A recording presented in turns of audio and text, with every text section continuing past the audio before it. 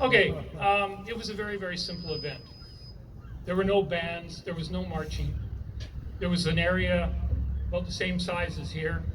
It was a late winter afternoon, sunny, up 6,000 feet in the town of Kabul. We left as we arrived. No big things going on, no big speeches, nothing. At the ceremony, like we have today, colonels and below were standing to the side. There was limited VIPs there. The Canadian ambassador, she and her aide. There was the chief of defense staff. There was the commander of CJOC, the commander of our mission, and the deputy commander of the naval forces in Afghanistan. All the speeches were quick, they were short. We left as we arrived.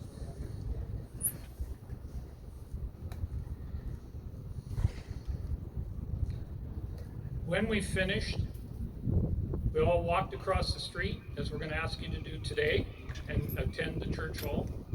We had some quick, as the Navy calls it, duff. We had some conversation. We had soft drinks.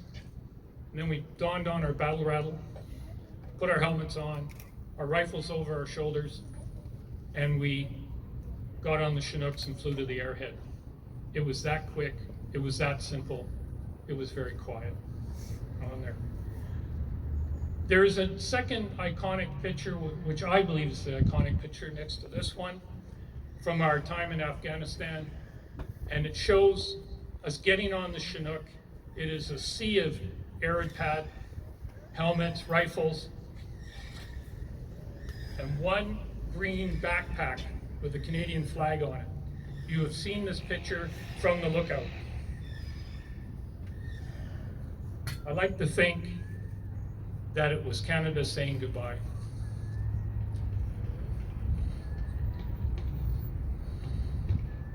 Why are we holding this?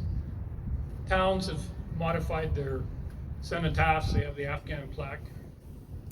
They talk about Afghanistan at Remembrance Days. They stand there for an hour and they're covering all the activities. I have two life experiences that will answer that question. Why are we here today?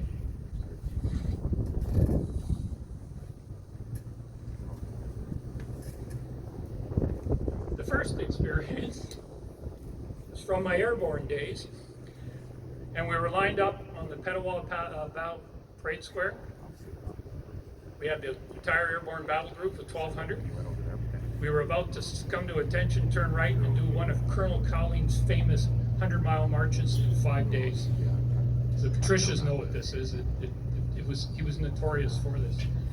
So it's foggy, it's cool. There's a voice up there giving us encouragement. He's telling us about this, he's telling about this. And then he ends it by going, many people have asked me, why are we here today? Why are we doing 100 miles in 5 days? Well, Colonel Colleen's answer was, we're doing it because it's a damn fine good thing to do, number one.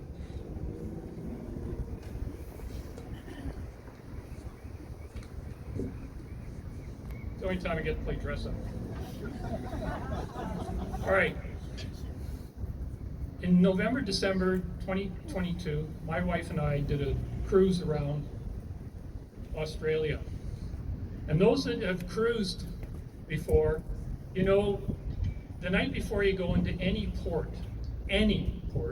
there's a briefing.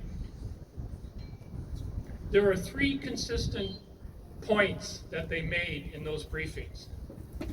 Number 1, it's a cruise, so therefore, where's the best shopping? Number 2, the history of Australia being a penal colony was where was the prison museum. And number 3, and the most important about today, was where the Anzac Memorial was. The Australians have not forgotten.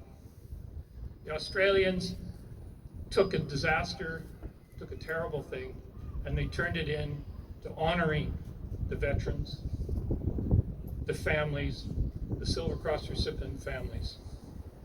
Those that came back whole, those that came back broken. They have not forgotten.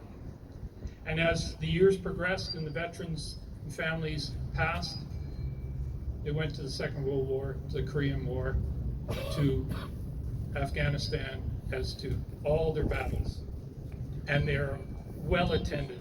In fact, I was told by my roommate who we went and stayed with, who was an Australian officer, Anzac Day is attended and celebrated, commemorated more than Remembrance Day.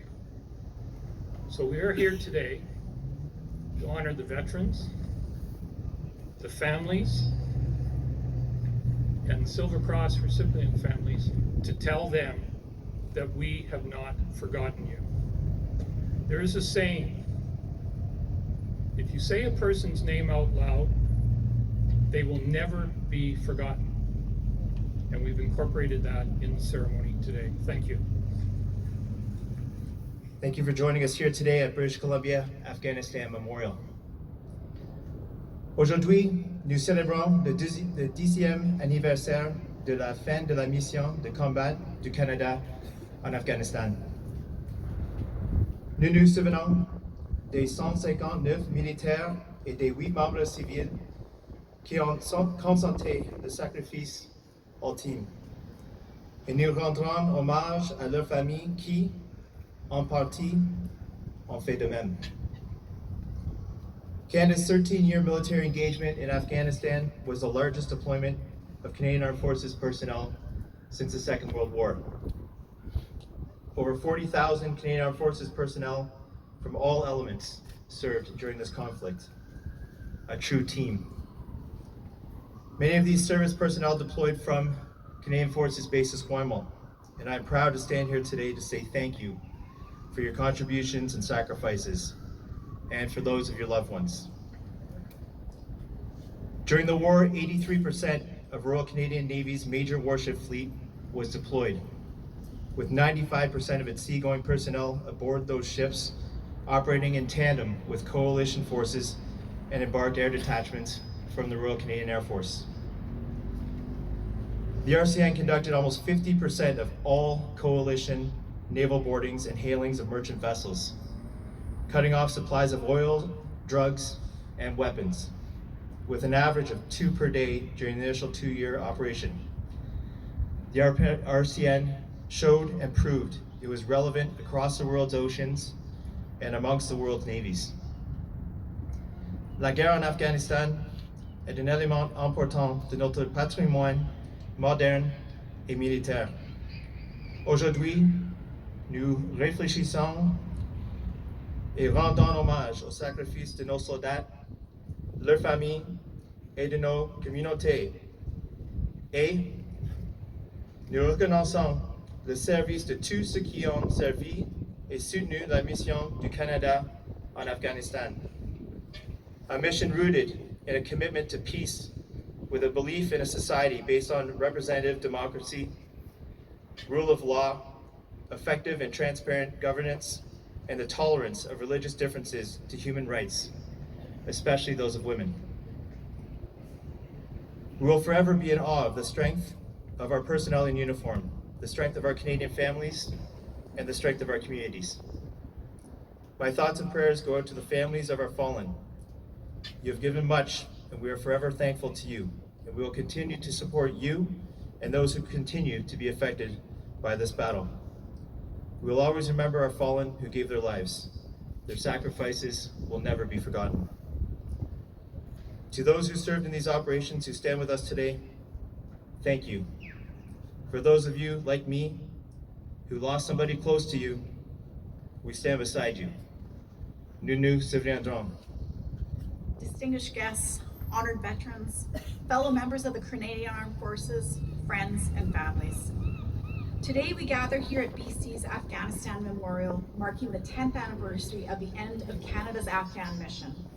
With the utmost pride and deep reverence, we honor the brave souls who have dedicated their lives to the service of our nation. As I stand here, I am reminded of the profound sacrifices our sailors, soldiers, and aviators have made to safeguard our freedoms and protect our way of life.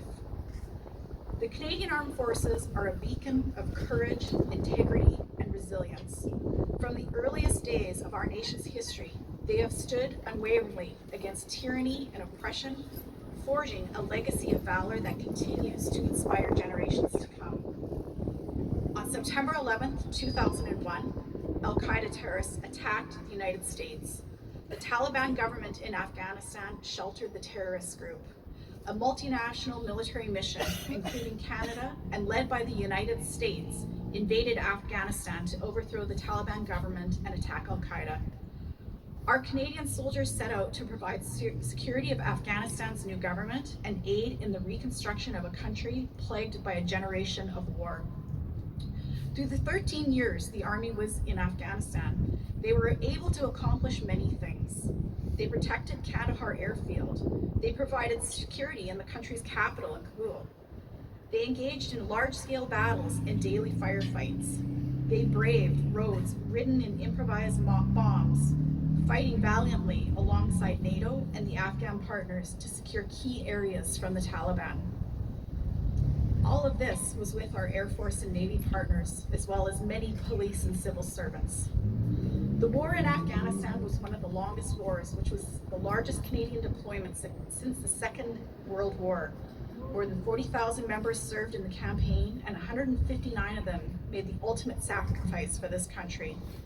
Thousands of other veterans of the war were wounded physically and psychologically, leading to additional deaths by suicide. Although the mission officially ended in 2014, the legacy of this war will continue to live on. Our members served with valor and selflessness, and they went there to make a difference, and they accomplished this. That is why I believe it's important the future generations remember these sacrifices. And I'm very grateful to be invited here today to BC's Afghanistan Memorial. Thank you. During Canada's time there, RCF personnel served in many different capacities. From air detachments on naval vessels, to TACPs, serving with ground units, to working to help build the capacity in the Afghan government and military, as well as, of course, the personnel that served on the ground and air task forces. Despite these challenges, we stood united by a clear mission and an unwavering commitment to excellence. The air task forces embodied that excellence and were notable for their integration of Griffin helicopters, Chinooks helicopters and contracted helicopters, Hercules transport aircraft, and Heron unmanned aerial vehicles. The air task forces reached a level of proficiency in nighttime insertions and extractions that the US trusted Canada to deploy and extract US forces with no US aviation assets or oversight. In remembering Canada's time in Afghanistan, we should pay tribute to the resilience and courage of our personnel, acknowledge the contributions made, and reflect on the broader lessons learned. It is through understanding and honoring this legacy that we can ensure that the sacrifices made are never forgotten, and that we continue to strive for a more peaceful and secure world. Let us honor the sacrifices made and the friendships forged. Our journey may have ended a decade ago, but the spirit lives on, a symbol of Canadian resolve and dedication to peace and security. To be here amidst such a company, serving and retired members, families, friends, and citizens